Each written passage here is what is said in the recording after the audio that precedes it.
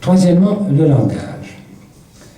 J'ai parlé dans un premier temps de tout et de totalité. Or, comme l'a fait observer Gadamer, il y a justement une anticipation du tout qui précède déjà et englobe toutes les schématisations particulières de la science. C'est le langage dans lequel nous grandissons, nous parlons, et nous nous entendons les uns avec les autres en agissant sur nous-mêmes et sur notre monde. Le langage en tant que gage d'un rapport inéluctable au tout de notre être dans le monde, écrit Gadamer. Le jargon ne communique plus avec le parler. Un jargon, ça exclut tous ceux qui ne comprennent pas ce jargon. Donc ce n'est pas vraiment de la communication. Il exerce une fonction d'exclusion. Le langage est ce champ universel de notre connaissance humaine et de notre exercice de la raison, et ce cadre immense qui contient à chaque instant la somme de notre expérience humaine vivante et de l'expérience des sciences. Supposons d'ailleurs que vous soyez en désaccord avec les opinions que je viens d'exprimer ou de citer. Comment pourriez-vous marquer votre désaccord autrement que par des mots? Certes, vous pourriez me couvrir d'invectives, voire m'assommer ou me supprimer tout court, mais ce serait en réalité avouer un manque d'arguments véritables et donc votre défaite. Ce serait me donner raison. Deux importantes remarques s'imposent ici. A et B. A. Il faut noter, pour commencer, que votre argumentation et la mienne, ou celle de qui que ce soit, s'énonce invariablement en des mots. Ce ne peut pas être en symbole mathématique, ce ne peut l'être qu'en langue ordinaire. Si inadéquat qu'on puisse juger le discours humain pour rendre compte d'opinions scientifiques ou techniques hautement spécialisées, il n'empêche que, même en pareil cas, il n'existe pas au bout du compte d'autres moyens de communiquer ses pensées. Il arrive qu'on parle de façon métaphorique du langage de la science. Le type de discours auquel ont recours les mathématiques et la physique, ainsi que les sciences qui se modèlent sur elles, est constitué de signes et de symboles. Et les mots sont aussi des signes. Mais l'analogie s'arrête là, car les mots et les symboles mathématiques diffèrent du tout au tout. La question de savoir comment et pourquoi est capitale.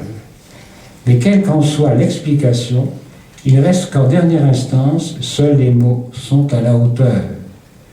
La science prend racine, je cite, prend racine dans la conversation, écrivait le grand physicien Werner Heisenberg, et qui convenait, lui, s'accordait avec l'autre grand physicien Niels Bohr, que, je cite, si nous voulons dire quoi que ce soit sur la nature et quoi d'autre la science tente-t-elle de faire, il nous faut, d'une manière ou d'une autre, passer du langage mathématique au langage de tous les jours. Fin de citation. Or, si cela est vrai, même du langage relatif à la nature, combien plus encore lorsque les humains s'occupent d'eux-mêmes et de leur monde. Les excellents termes d'Iris Murdoch méritent ici une citation complète. Et je cite. C'est dans The Sovereignty of Good. Les mots sont les symboles les plus subtils que nous possédions et notre tissu humain en dépend. Le caractère vivant et radical du langage est quelque chose que nous oublions à nos périls. Il est tout à fait trompeur de parler par exemple de deux cultures, l'une qui serait littéraire humaine et l'autre scientifique, comme si les deux pouvaient jouir d'un égal statut. Il n'existe qu'une culture, poursuit Iris Murdoch, pour la science si intéressante et si dangereuse, est maintenant une partie importante. Cependant, l'aspect le plus essentiel et fondamental de la culture est l'étude de la littérature, puisqu'on éduque ainsi à se représenter et à comprendre les situations humaines. Nous sommes des hommes et nous sommes des agents moraux avant d'être des savants, et la place de la science dans la vie humaine doit être discutée dans des mots. Elle souligne le mot. C'est pourquoi c'est et ce sera toujours plus important de connaître Shakespeare que de connaître quelque savant que ce soit, et s'il est un Shakespeare de la science, son nom est Aristote. Fin de citation de Iris Murdoch. B. La seconde remarque nous conduit au cœur de notre humaine condition que décrit bien le mot communication. Le désaccord et l'argumentation que j'ai supposé entre nous font également ressortir cet autre aspect on ne peut plus essentiel. Car ils ne sont possibles et utiles que dans le cadre d'une confiance réciproque. Il est évident que sans cette dernière, il ne saurait y avoir de liberté. Dans la mesure où elles sont libres, nos sociétés reposent sur la confiance.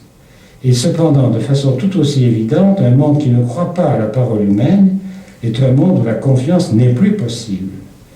Car les relations humaines se fondent en premier lieu sur la parole. Or, nous voilà de nouveau confrontés à une forme élevée de vérité que nous n'apprécions peut-être pas toujours à sa juste valeur. Nous serons mieux à même d'en apprécier la qualité spéciale si nous la comparons à la sorte de vérité qui appartient au champ de l'expérimentation scientifique. Cette dernière s'applique à des objets. Cependant, une autre personne, en tant que personne, ne peut jamais être réduite au statut d'objet. Nous ne pouvons connaître cette autre personne, encore une fois en tant que personne, que dans la mesure où elle veut bien se révéler à nous par la parole. Tant et si bien qu'en dernière analyse, nous devons compter sur sa parole pour la connaître. Le témoignage de la parole s'avère ainsi à ce niveau plus élevé le moyen par excellence de communication entre des personnes. L'amour même que me porterait autrui, je le découvre principalement par l'affirmation qu'il ou elle énonce. La question devient alors, puis-je faire confiance à cette parole d'amour? D'autres signes, certes, la corroborent ou la démentent. Et pourtant, pourquoi nous importe-t-il tant de demander « m'aimes-tu » et d'entendre en réponse « je t'aime ». À vrai dire, le témoignage est le point de départ. Le témoignage est le point de départ de toute connaissance d'ordre moral. Il n'est pas que la connaissance des autres qui repose sur le témoignage, mais c'est également en passant par lui que nous pouvons accéder aux réalités les plus élevées et les plus profondes. On en a l'évidence dans l'une des formes les plus admirables de la communication humaine, l'enseignement. Non pas tant dans la distribution d'informations, certes, ni non plus dans la transmission de connaissances scientifiques ou technologiques touchant le monde externe, où il suffit à ceux ou celles qui vous écoutent d'être capables de vérifier vos dires en faisant eux-mêmes les mêmes expériences ou à se faire la main en imitant votre geste pour tel art ou telle technique, puis à développer en le répétant l'habileté correspondante, car en tous ces cas, une vérification externe d'une forme ou l'autre est possible. Encore que de semblables activités aient droit à toute notre considération et qu'elles soient tout à fait essentielles, le genre de communication qu'elles impliquent est en effet moins étonnant que la sorte d'enseignement dont Socrate a offert dans notre tradition un modèle sans doute inégalé. J'entends l'art de provoquer la recherche personnelle et la découverte chez votre auditrice ou votre auditeur eux-mêmes, où la seule vérification possible est dès lors interne par l'intelligence seule ou le cœur, pour des questions de métaphysique ou de morale, par exemple. La vérification ne saurait alors être confiée au sens, ni à quelque appareil que ce soit, puisqu'alors les réalités visées sont ou bien purement intelligibles, les mathématiques en donnent un premier aperçu, ou en tout cas accessibles à la seule expérience interne, ainsi la loi morale en moi, la voie de la conscience, du repentir, etc., comme l'a si vigoureusement marqué Kant. La seule voie du succès pour un enseignant ou une enseignante en l'occurrence est de parvenir à éveiller l'esprit des auditeurs à la conscience de quelque chose au plus profond d'eux-mêmes. La similitude de Socrate demeure la meilleure. L'enseignante ou l'enseignant se compare alors à une sage-femme qui doit se contenter d'aider à porter au jour l'enfant qui a été conçu par la personne même qu'elle assiste. Il reste que le pouvoir dont jouit la parole humaine d'atteindre jusqu'aux profondeurs de l'esprit d'autrui et d'y révéler des vérités qui jusque-là y gisaient, dormantes, informes, sans examen, et qui auraient bien pu autrement y demeurer cachées jusqu'à sa mort, voilà qui devrait chaque fois nous émerveiller au plus haut degré.